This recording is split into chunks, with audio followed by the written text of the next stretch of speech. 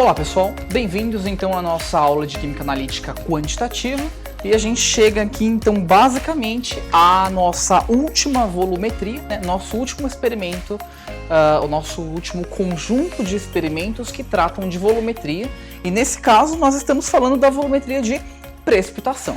Então, dentre as 4 classes de volumetria que nós conhecemos, nós já vimos, né, a volumetria de complexação, volumetria de oxirredução, volumetria de neutralização e agora, por último, volumetria de precipitação. Então, vocês devem imaginar que nesse tipo de volumetria, né, nós vamos realizar 3 experimentos distintos, 3 métodos com nomes muito característicos e os 3 envolvem reações de precipitação. Certo? Então, um dos produtos é sempre um precipitado, né? É sempre um produto de baixo coeficiente de solubilidade. Bom, nós dividimos esse tipo de volumetria em 3 métodos distintos, porque para cada tipo de método dentro da volumetria de precipitação, nós temos abordagens diferentes para realizar a titulação, né, e observar e ter uma resposta visual mediante a formação apenas de um precipitado, ou a formação de um complexo colorido, ou até mesmo a formação de um sistema de adsorção, e pela adsorção e mudança de cargas das espécies, nós temos uma mudança de cor. E esses são os 3 métodos, né, os 3 subtipos dentro da volumetria de precipitação. Então, hoje nós veremos a padronização do nitrato de prata, utilizando um método chamado método de Mohr. Nesse método de Mohr, nós vamos fazer a utilização de um indicador, né, a presença de um indicador, uma substância que vai mostrar qual que é o nosso ponto final de titulação, por meio da mudança de uma cor, pela formação de um precipitado, a gente já vai ver de uma forma um pouco mais detalhada, e esse indicador é o cromato de potássio. Tá? Nós vamos ver também um método chamado método de Wöhler. Esse método de Wöhler, ele serve também para determinação de brometo. Então nós vamos ter uma amostra, essa amostra vai conter uma certa fração de brometo, né, uma certa concentração de brometo, nós vamos identificar a concentração de brometo, então, nessa amostra. E esse método de Wöhler, é claro que utiliza também um indicador. Nesse indicador, a gente está tratando de um indicador específico chamado alúmen férrico. Né? Nós vamos ver também detalhadamente como que acontece essa reação, quais são suas características de ponto final, ponto de equivalência e tudo mais. E por último, nós vamos tratar do método de Fajans. Esse método de Fajans, ele serve, além de várias outras possibilidades, ele serve também para determinação de cloreto. Em amostras específicas, nós vamos trabalhar com uma amostra comum no dia a dia, que seria aquela solução, a famosa solução de soro fisiológico. Certamente você já deve ter se deparado numa drogaria ou num supermercado, né, alguns frascos, umas soluções de soro fisiológico, uma solução líquida em que uma fração da sua quantidade é de cloreto de sódio. É uma solução de cloreto de sódio em água. Essa solução de soro fisiológico, ela tem uma fração, ela tem uma concentração específica de cloreto, né? E nós vamos aprender a quantificar cloreto nesse tipo de amostra pelo método de Fajans. O método de Fajans, ele usa uma espécie de reação pela formação de um sistema de adsorção, e o indicador é a diclorofluoresceína.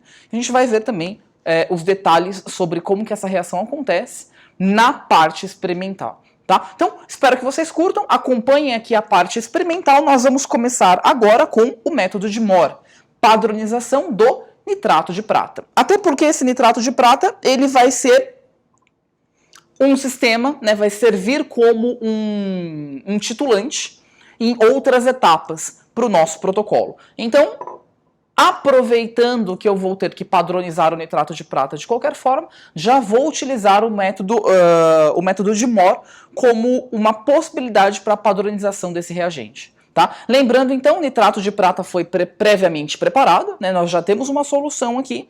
Essa solução, ela tem, em teoria, uma concentração próxima de 0,1 mol por litro, e nós vamos de fato descobrir qual a concentração real fazendo a titulação desse sistema, né, utilizando um padrão, e aí os detalhes vocês podem acompanhar aqui na bancada. Então, vamos lá? Muito bem, pessoal, então nós vamos dar início aqui à nossa primeira prática do dia, né? E hoje, dentro da volumetria de precipitação, a nossa primeira prática vai ser o método de Mohr. Então, o método de Mohr ele é baseado na formação de um precipitado, né?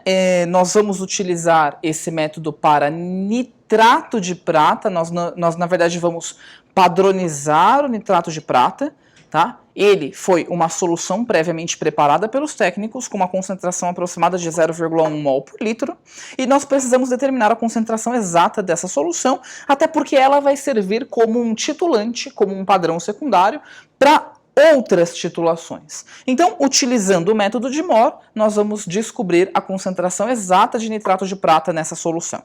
Tá? Bom, o padrão primário para esse tipo de padronização do nitrato de prata pelo método de Mohr vai ser o cloreto de sódio.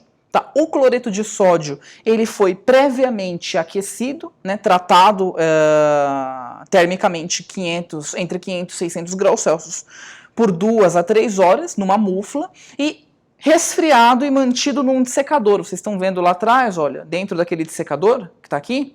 Esse dissecador ele foi limpo, né, a sua sílica foi também tratada e o cloreto de sódio está armazenado ali dentro justamente para evitar que nós tenhamos a absorção de água pelo cloreto de sódio, que é uma substância que a gente sabe que é higroscópica, né? Então, ele foi armazenado naquele dissecador e dali nós vamos fazer a pesagem direto desse material. Tá? Então, nós vamos pesar uma massa entre 0,10 e 0,11 gramas desse cloreto de sódio previamente tratado, tá? E vamos transferir para um L de 125 ml.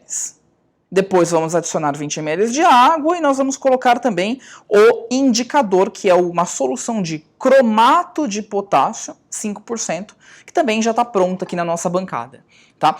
Claro que, como toda titulação, nós vamos fazer a reação, né? Nós vamos fazer a titulação, a determinação da concentração em triplicata, para a gente poder ter uma análise minimamente eficiente da precisão do nosso protocolo. Tá? Então, nós vamos fazer uma triplicata, são 3 análises, é claro que eu vou pesar 0,1 grama de cloreto de sódio para cada um dos Erlings, e aí a gente vai proceder com o preparo das 3 soluções e o preenchimento da bureta com o nitrato de prata para nossa titulação. Tá? Então, vou levar o meu sistema, meu primeiro Erling aqui para a bancada, perto da minha balança analítica. Minha balança analítica já está nivelada, já está calibrada, tá? Tenho aqui o papel de pesagem, um ponto importante também. Então, vou preparar aqui um primeiro papel de pesagem, colocar na minha balança.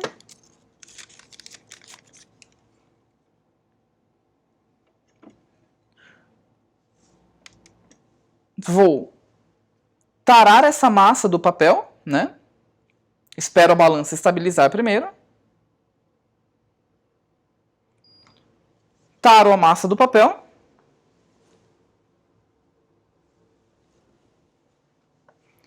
E aí, vou, nesse instante, tirar o meu cloreto de sódio de dentro do dissecador.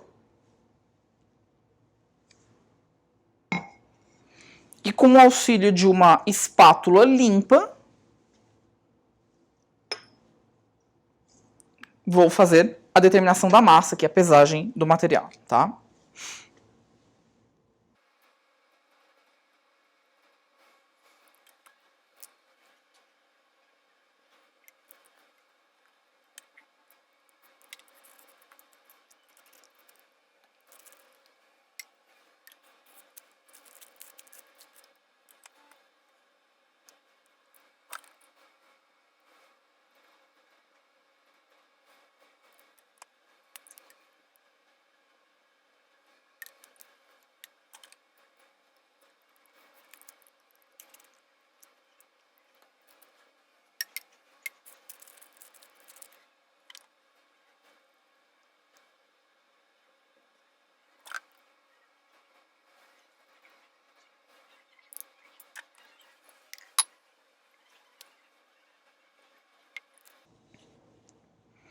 Então, minha última pesagem aqui, 10,39, 0,10, 39 gramas. Vejam que ao retirar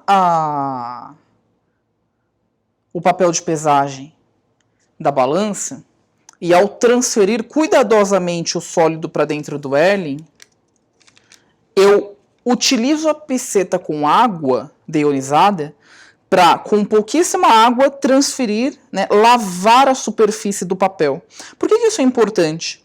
Porque, como eu estou trabalhando com uma quantidade muito pequena de cloreto de sódio, qualquer fração desse cloreto de sódio, né, como um particulado que fique preso por cargas eletrostáticas na superfície do papel, significa que eu estou perdendo reagente que não está indo para dentro do Elling.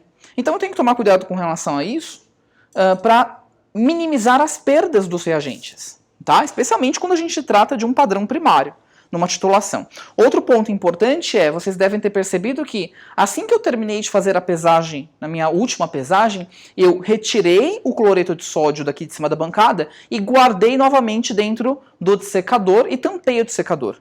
Isso é muito importante porque se o meu padrão primário absorve água, ele muda a sua massa específica, né? Porque vai ter água ao invés de ter só cloreto de sódio ali dentro. Então, eu tenho que tomar cuidado com relação a isso, tá? Então, tenho aqui 3 Ellings, e agora é claro que eu vou dar continuidade ao protocolo. O protocolo diz o seguinte, né? Então, depois de transferir para o Elling o cloreto de sódio, adicionar aproximadamente 20 ml de água destilada. Então, eu tenho aqui uma proveta, 50 ml, aproximadamente. Então, eu vou aqui transferir, né? Eu vou colocar 20 ml ajustando o menisco, aproximadamente, e vou transferir 20 ml de água para cada Elling. Ah, professor, mas você usou um pouco de água para colocar, para transferir o cloreto de sódio do papel para dentro do Elling. Então, essa água dentro do Elling não conta já? Ela conta, mas como a gente está colocando aproximadamente 20 ml, então não tem problema se eu colocar os 20 ml exatos e eu tiver aqui pelo menos mais 1 ml dentro do Elling. Então, esse aproximadamente, ele já está sendo explicado justamente por conta disso, né? Não tem problema você ter um pouquinho mais de água já dentro do frasco. Até porque essa quantidade de água que vai dentro do Elling, ela não muda o parâmetro fundamental dessa titulação, que é a quantidade de matéria em número de mols do cloreto de sódio. Tá? Então, a quantidade de cloreto de sódio que tem dentro do Elling é essa massa pesada. E aí é claro que eu tenho uma massa específica, né? Uma massa específica para cada Elling. Então, na minha primeira pesagem, eu estou até rotulando aqui ó, como Elling número 1, eu pesei 0,10, 43 gramas.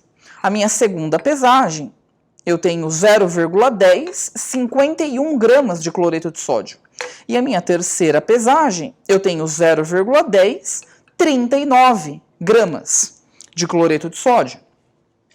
Essa quantidade não muda se eu colocar 10, 20 ou 30 ml de água aqui dentro, tá? Então, esses 20 ml eles vão servir para solubilizar o cloreto de sódio. É claro, o cloreto de sódio tem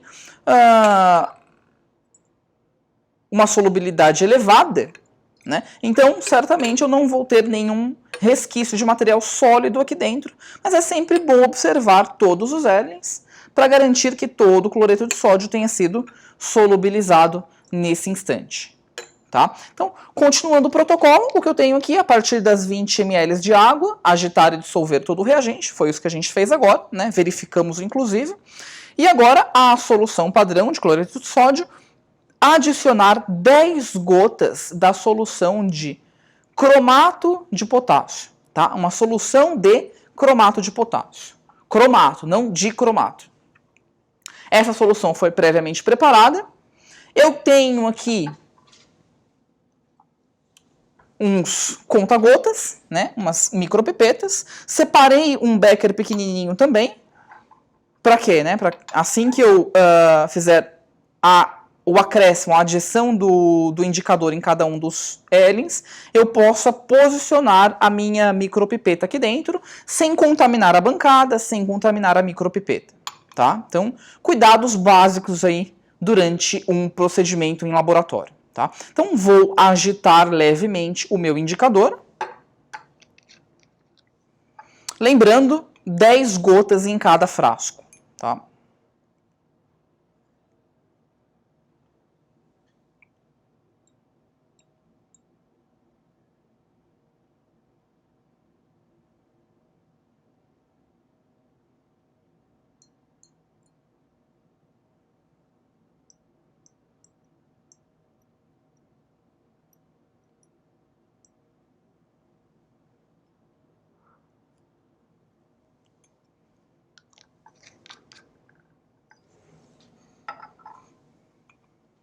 Prontinho.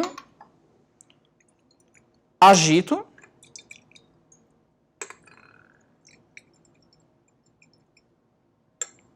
E agora, titular lentamente com a solução de nitrato de prata até o aparecimento de uma coloração pardo-avermelhada de cromato de prata, persistente na região do ponto de equivalência.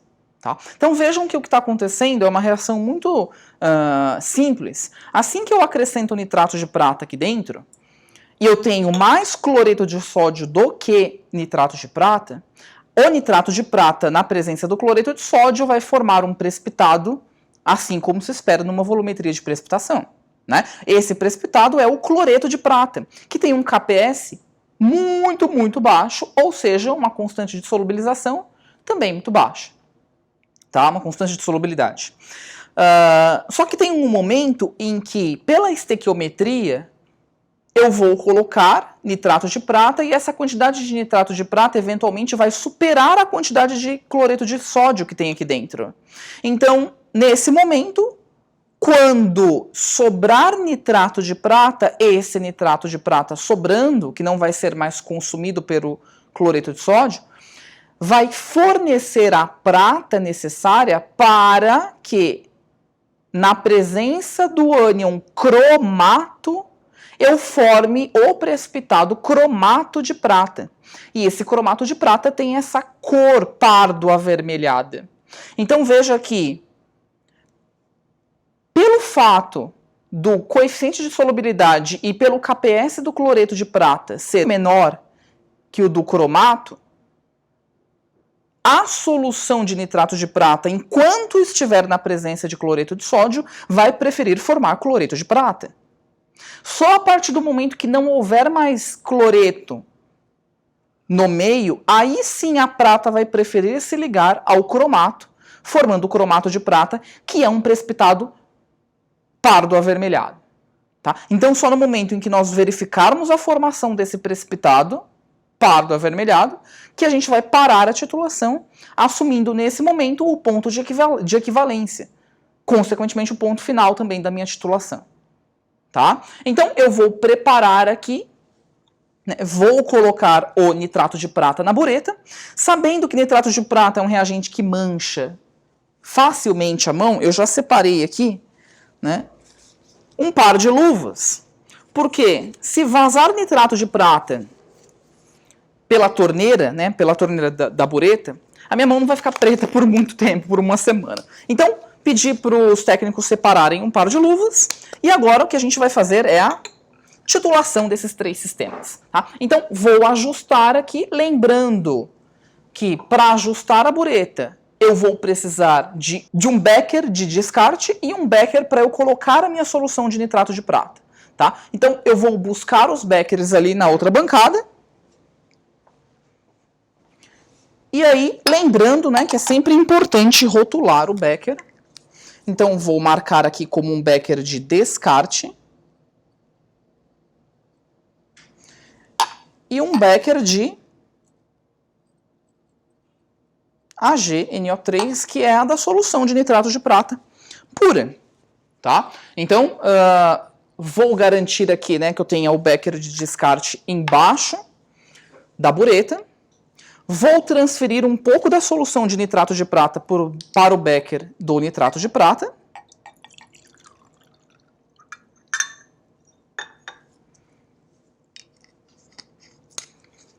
Vou encher a bureta com o nitrato de prata e fazer a ambientação da bureta.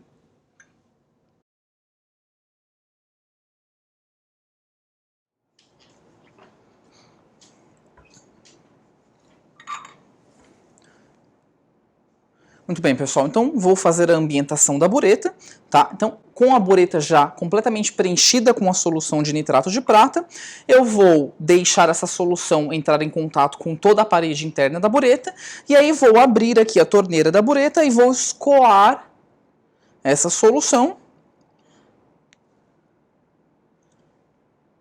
para que ela faça a lavagem de possíveis resíduos de dentro da bureta, tá? Chegando aqui no finalzinho, eu fecho a torneira da bureta, aproveito, né, para preencher esse primeiro espaço, a ponta aqui da bureta, para que com esse primeiro espaço a gente não tenha nenhuma bolha de ar que interfira na leitura e no volume, tá, da utilização da bureta, já deixando aqui o descarte, né, de lado, vou permanecer com o descarte aqui embaixo, porque agora eu vou preencher novamente a bureta com o nitrato de prata, com a intenção já de ajustar o menisco para iniciar a titulação.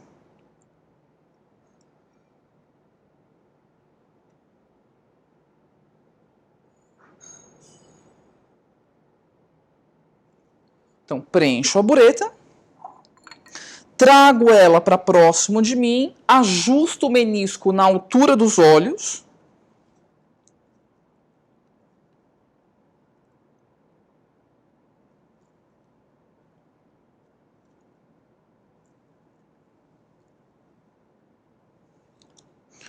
Muito bem. Retiro aqui a última gota. Deixo ali o descarte, né? E agora eu posso realmente iniciar a minha titulação, tá? Então são 3 titulações, é claro, vou começar aqui pela primeira, lembrando que o ponto de equivalência, o ponto final, é o aparecimento de um precipitado de cor pardo avermelhada. Então, sabendo que a reação vai iniciar pela formação de um precipitado de cloreto de prata, nós vamos verificar a formação de um precipitado branco aqui dentro. E aí depois, é claro que nós vamos, com o passar da titulação, perceber a mudança de cor da formação desse precipitado, tá? Então, vou iniciar a titulação.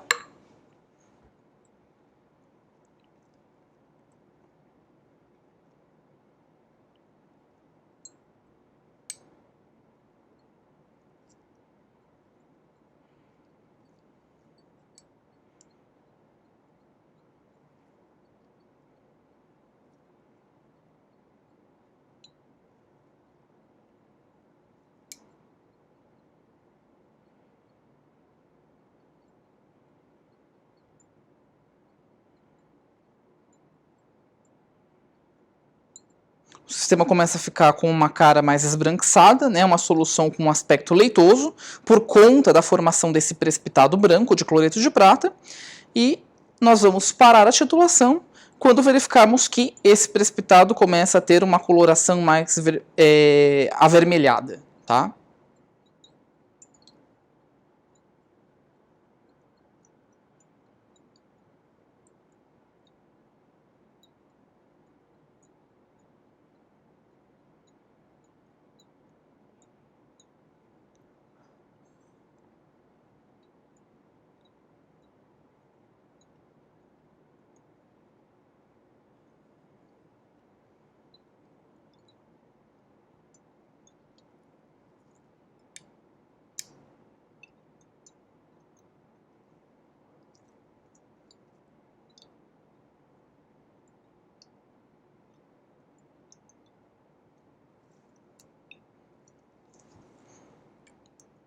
Pronto. Então agora a gente tem de fato a formação de um precipitado de uma cor diferente da branca, né?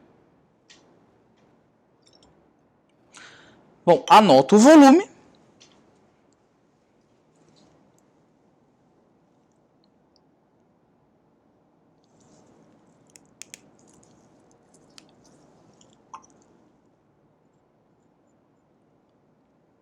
17,29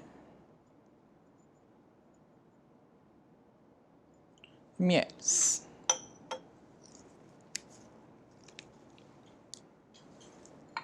Bom, completo novamente a bureta.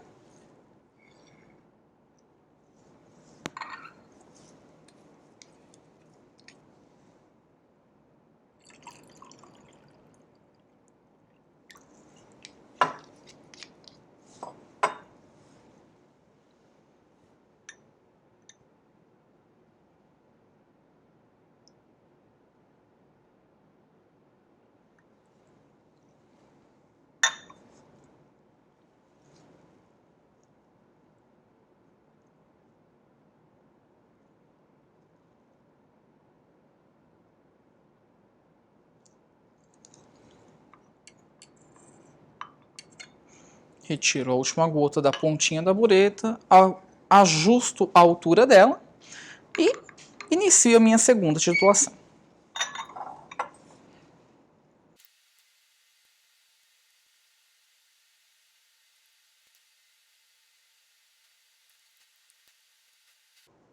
Verificação do ponto de equivalência, ponto final, mudança de cor, anoto o volume.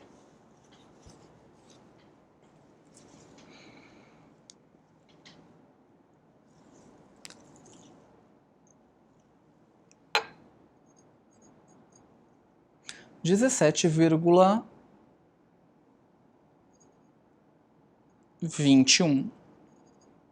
ml).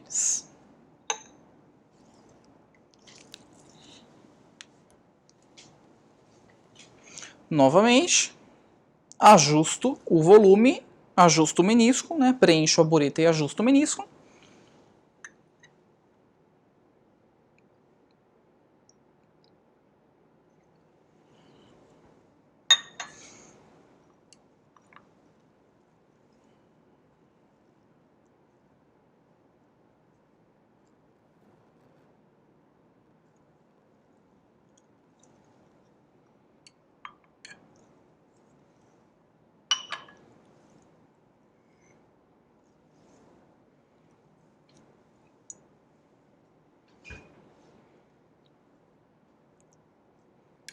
E inicio a titulação.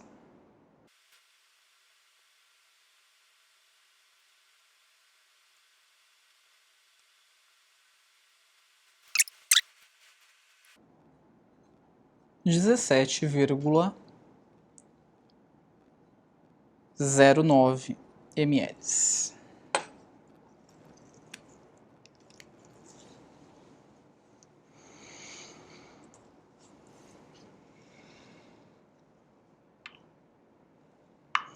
Deixo aqui o meu frasco de descarte embaixo, né? E tenho aqui, então, as minhas 3 soluções, cada uma delas com seus respectivos valores em massa do cloreto de sódio. 0,1043 gramas foram consumidos, então 17,29 ml. 0,1051 gramas foram consumidos, 17,21 ml. E 0,1039 gramas foram consumidos, 17,09 ml. Então, para cada massa e volume, eu vou calcular uma concentração e depois vou fazer a média das 3 concentrações. Tá? Não posso fazer a média dos 3 volumes, porque para cada volume eu tenho uma massa específica de cloreto de sódio. Então, vou descobrir 3 concentrações e fazer a média dessas 3 concentrações. Tá?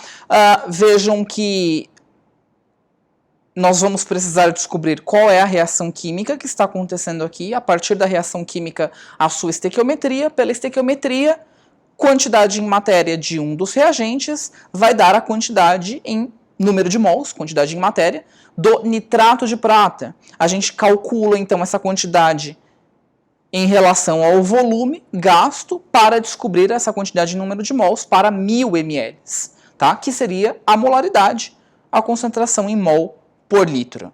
Tá? Então, essa é a técnica. Essa técnica é o método de Mohr. Tá? O método de Mohr, então, utiliza esse cloreto de sódio que vai formar um precipitado de uma cor pardo avermelhada com o cromato, e aí a gente vai poder então identificar a reação, tá?